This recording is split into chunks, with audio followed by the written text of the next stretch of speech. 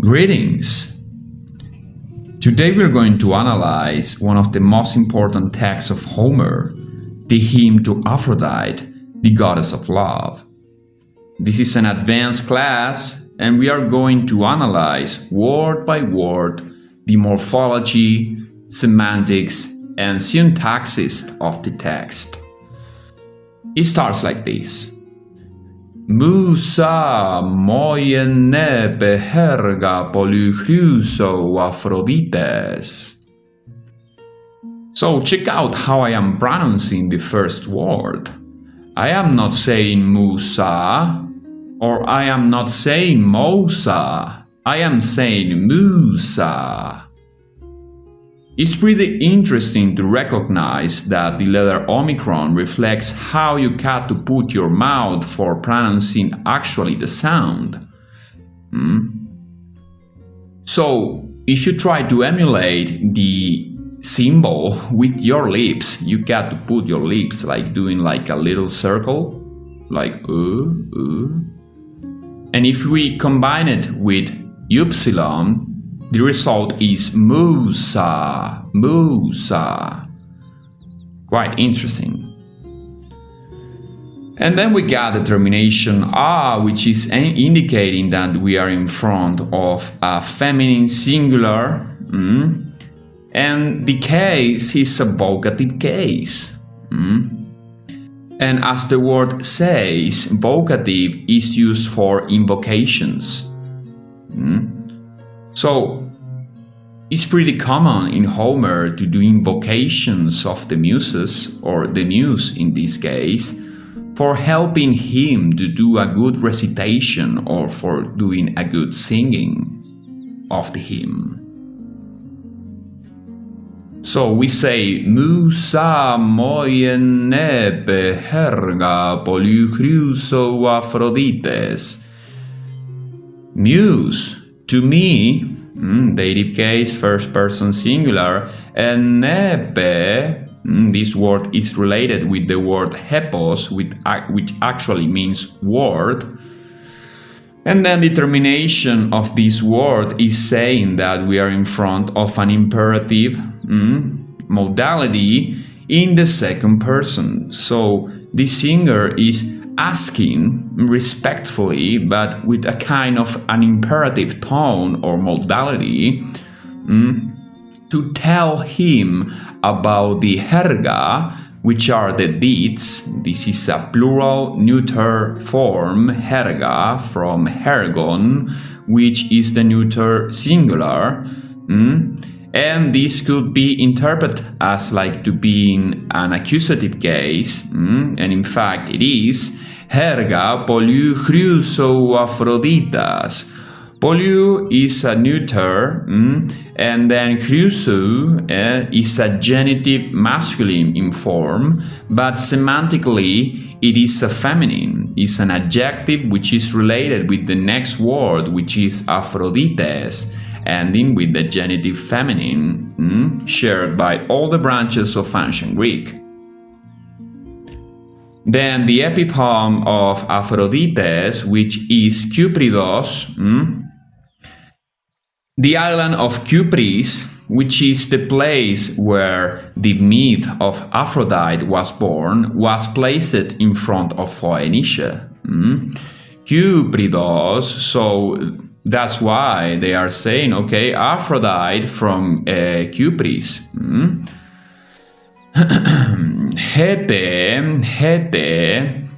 which means this is related with he, which is an indeterminate pronoun in the feminine singular nominative, and then te is a conjunctive, or like a generated of a connection, conjunctive connection, which can actually means and, or can means both.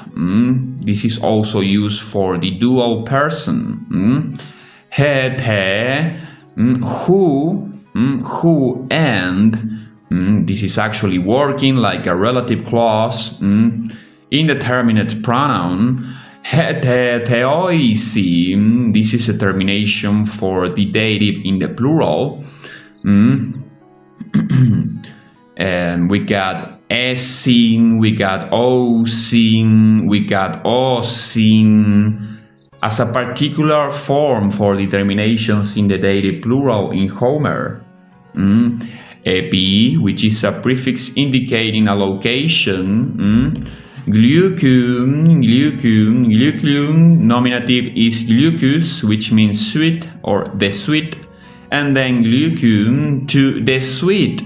This is an accusative case, and it is ending with the common n or nun, which is indicating in all the branches of ancient Greek an accusative case after the substantive or noun. Himeron, this is a masculine. Again, if you see the context, you can say, oh, I don't know what it is. Is this a neuter? Or it is like a masculine accusative case? Well, the context is going to say to you, and is going to dissipate the doubts for knowing what the text is actually saying. Himeros is a masculine and is a masculine in the singular, but himeron is the masculine singular accusative case and is connected with sweet, which is the adjective connected with the noun. So we got the termination n for accusative cases both in the adjectives and in the nouns. Then we got orse, which is an imperfect form in the third person singular. Lemma or pneumi, which is to move, to rise, to agitate. So it's like Cupridos, Aphrodite, generated a movement inside the sweet desire of the gods. And then it says kai and enclitic particle te, again enclitic particle, edamasato. This is an aorist with the infix dam. The M is the root in many languages for referring to domination or to tame. And this is present in Indo-European languages and Semitic languages also. Edamasato is related with domination, and this is a form that is in the middle, so it's an aorist in the middle voice. And actually means she subdued for herself. So the author of the action, which is Aphrodite, and then the affected person of the action, which is also Aphrodite, is generating a reflexive meaning in this verb. So she subdued for herself. It's not just she subdued. Who or what? Phula, which is the accusative case, or phulon, which is a neuter gender substantive or noun. Phula katathneton anthropon. So kata means over, but means also under, because in this case the semantics is saying to us that katathnetos means dead, and it's a masculine noun.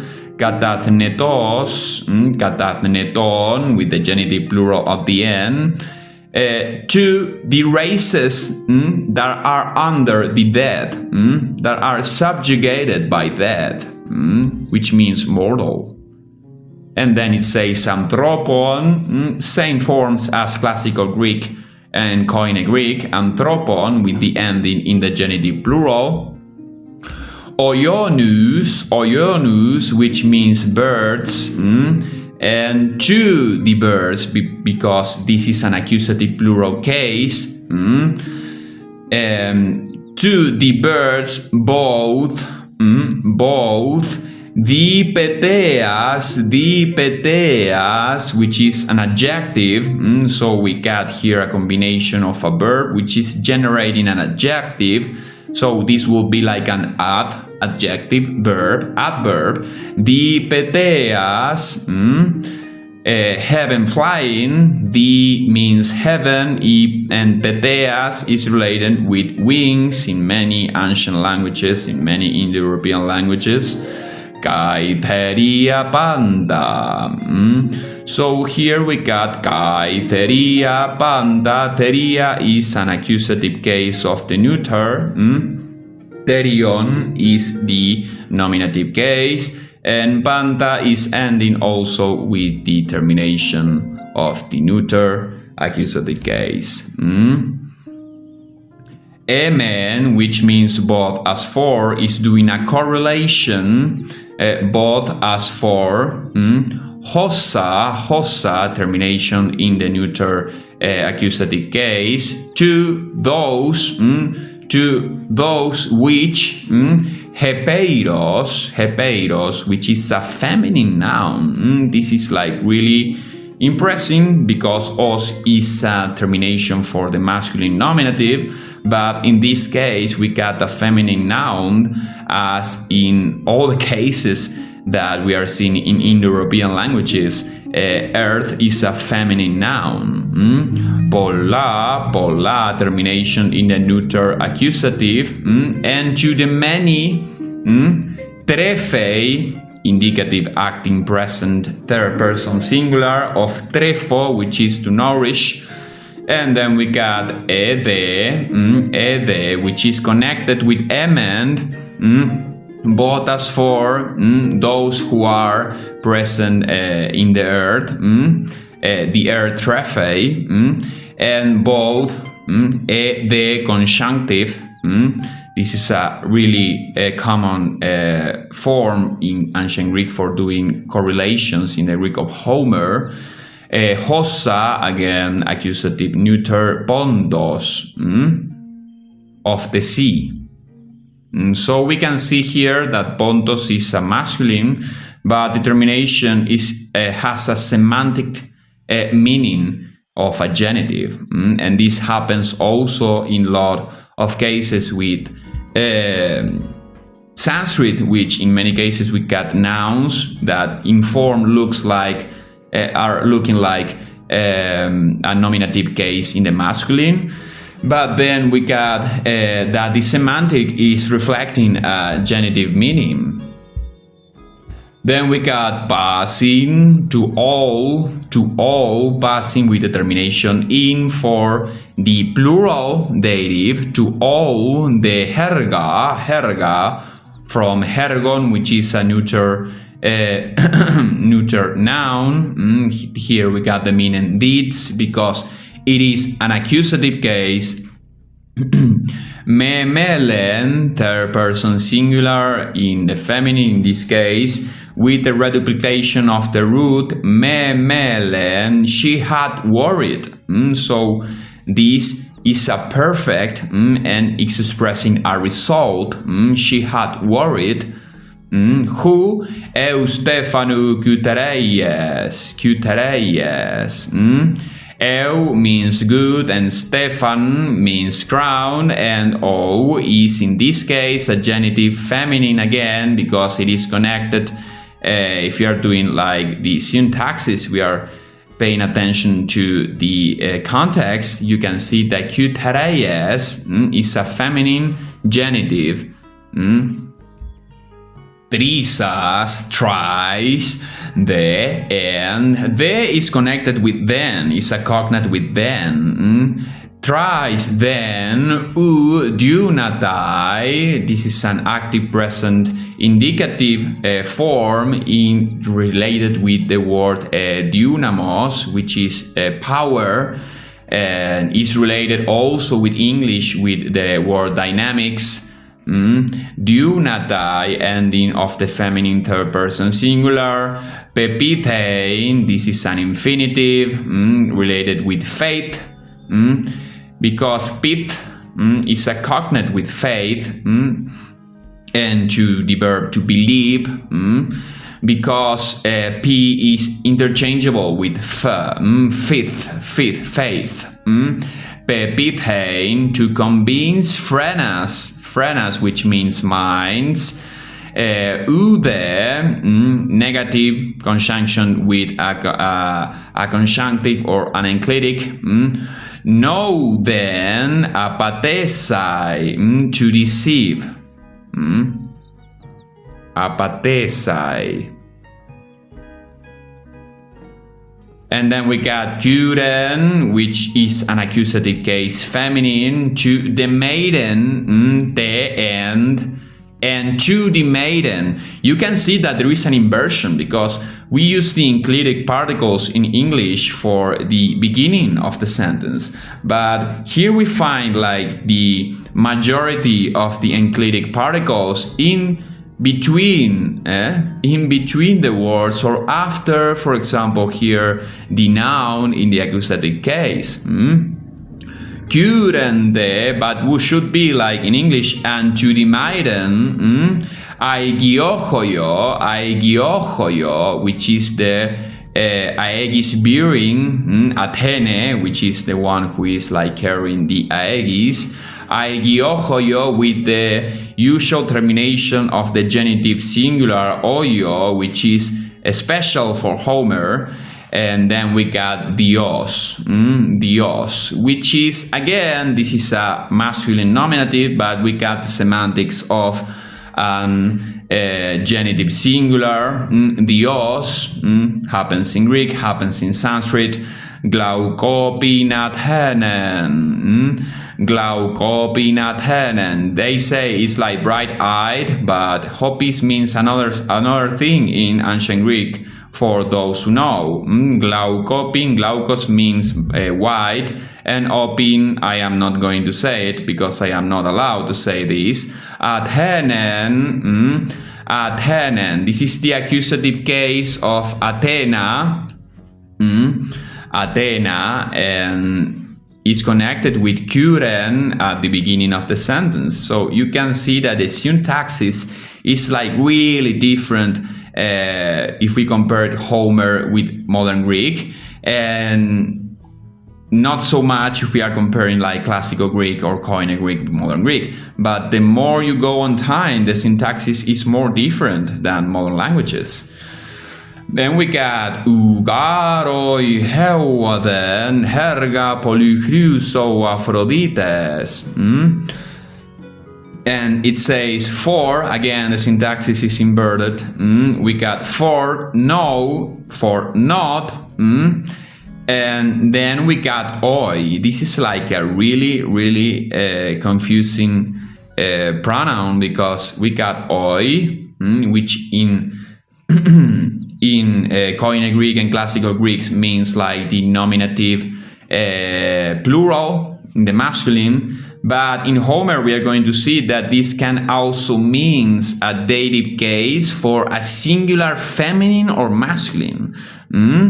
So in this case it's a dative feminine. For not, in she or to her, heuaden, heu means good, and aden is related with Adonis, no, hedonism, which is like pleasure.